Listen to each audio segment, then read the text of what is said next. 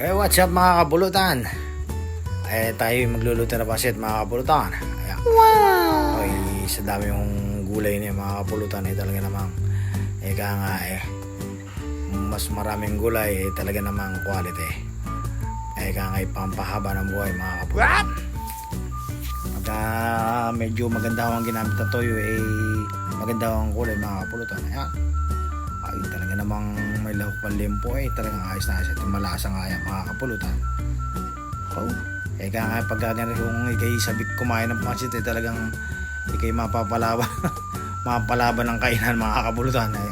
Talaga namang ayos na ayos yan mga kapulutan. Medyo maulan ngayon. Pagkakasarap po na lalo na may pipigaan ng kalamansi. Talaga namang panalo mga kapulutan. Sa sarap kumain yan sigurado. At haluan ho natin ng garing kanton na yung malutong na kanton mga kapulutan talaga naman ayos na ayos yan. Mix up bihon tsaka kanton mga kapulutan. Pagkakasarap nito talagang number 1 mga kapulutan. Talagang crunchy masarap na pansit. Talaga namang magluluto ka lang din harapan mo na mga kapulutan.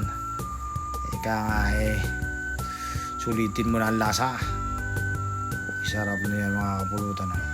Talagang yan naman aking paborito yung pansit na yan talagang kahit na wala ng kanin mga kapulutan okay na sa akin yan pansit na yan. Yan na mga tapengs. Talagang ayos na ayos nga yung pansit na yan. Malasang malasa yan. Talaga naman yan yung mga kapulutan paluto na yun mga kapulutan. Konting iri na lang ayos na yan. Talaga malalanta ka na yan mga kapulutan.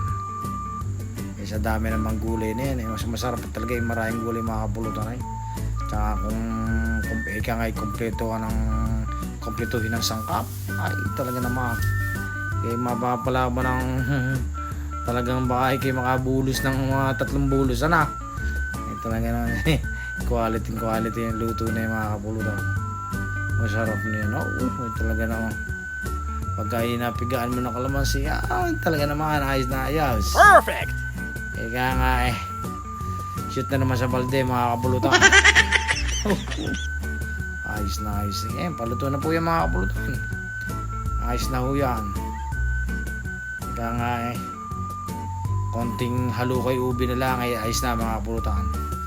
Thank you mga kapulutan. Ayan ang lutong pasit ng Batangas mga kapulutan. Thank you.